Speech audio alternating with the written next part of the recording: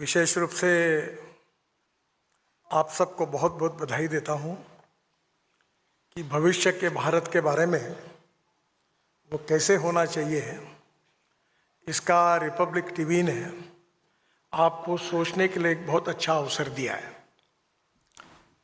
मैं अक्सर एक बात दोहराता हूं, you can donate I but you can not donate vision. हम आंखें दान कर सकते हैं, दृष्टि दान नहीं कर सकते।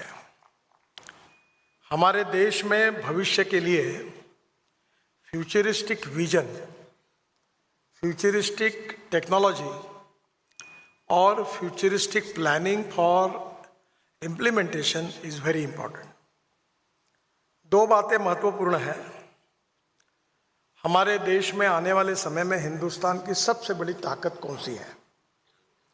आप लोग भी सोचते होंगे, हिंदुस्तान की सबसे बड़ी ताकत है नॉलेज, ज्ञान। और आज हमारे यहाँ जिस प्रकार से आईआईटी यूनिवर्सिटीज़ ओपन हो रही है, हमारे युवा विदेशों में जाकर अलग अलग देशों में जो अच्छा काम कर रहे हैं, हमारे आईटी इंजीनियर्स को जो रिस्पेक्ट और रिकग्निशन है पूरे वर्ल्ड में, अमेरिका में और यूके में अच्छे डॉक्टर्स में भारतीयों के ही नाम आता है। इन सब बातों का मतलब यही है कि हमारी नॉलेज की पावर हमको विश्वगुरु बनाने की ताकत रखती है। Innovation, entrepreneurship, science, technology, research, skilled and successful practices, we name it as knowledge, and conversion of knowledge into wealth is the future. और इसलिए इसका उपयोग करके हमारे देश में प्रगति और विकास की योजना बनाकर हमको आगे जाना है। एक इम्पॉर्टेंट चीज़ है कि देश के विकास में, किसी भी देश के इतिहास में, आप अगर विश्व में जाएंगे तो जब तक इन उद्योग और व्यापार क्षेत्र में प्रगति और विकास नहीं होता, तब तक रोजगार निर्माण नहीं होते, कैपिटल इन्वेस्टमेंट नहीं होती। और जब तक रोजगार निर्माण नहीं होता, कैपिटल इन्वेस्टमेंट नहीं आती, तब तक गरीबी, भूखमरी और बेरोजगारी दूर नहीं हो सकती। हमारे देश को सुखी, समृद्ध, संपन्न, शक्तिशाली बनाना है, आत्मनिर्भर भारत बनाना है, $5 ट्रिलियन की इकोनॉमी बनानी है और विश्व की 3rd लार्जेस्ट अर्थव्यवस्था बनाना है। ये प्रधानमंत्री जी का सपना है।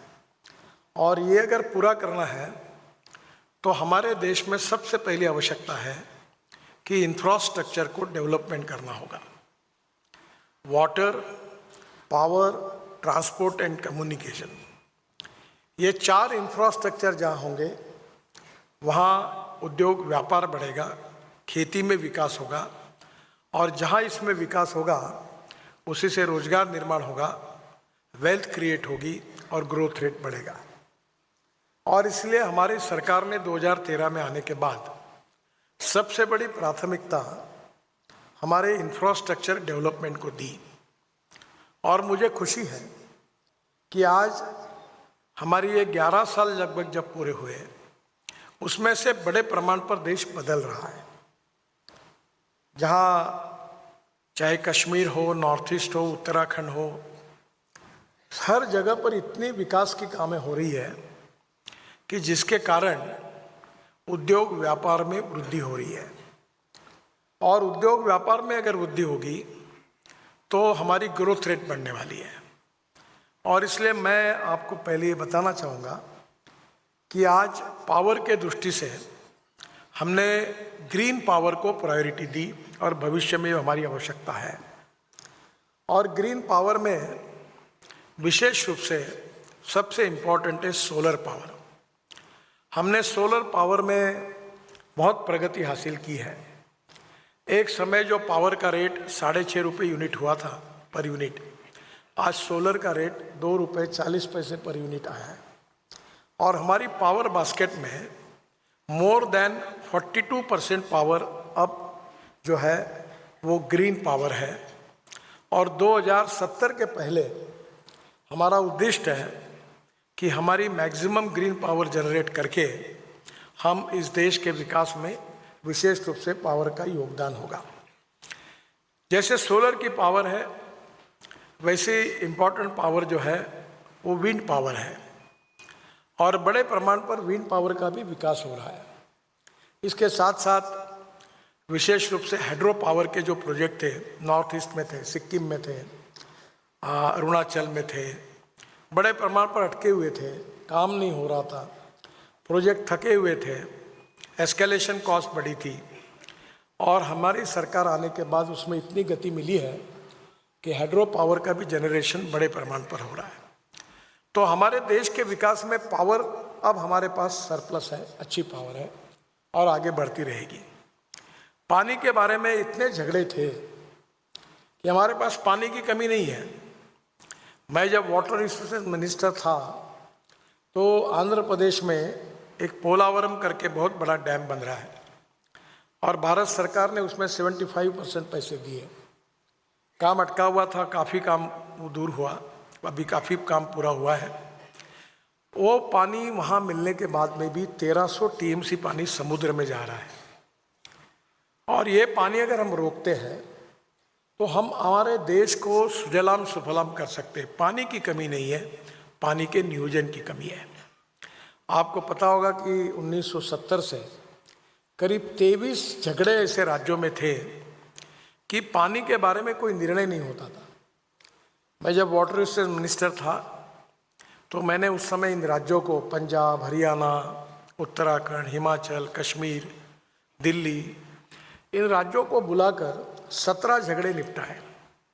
मैं सब मुख्यमंत्री जी को ये कहता था कि आप अगर ये मामला निपटाओगे नहीं तो मैं दरवाजा ही नहीं खोलूँगा रूम का, आप इसको निपटाइए। और आपको बताते हुए मुझे खुशी हो रही है कि 23 में से 17 निपट गए, और उसमें से जो उत्तराखंड और हिमाचल में जो किश्तवाड़, रेणुका, ऐसे 4 प्रोजेक्ट बन रहे हैं जिसका काम शुरू हो गया है, उससे आने वाले दिनों में दिल्ली को 2070 तक पानी की कोई कमी नहीं है, पूरा पानी मिलने वाला है।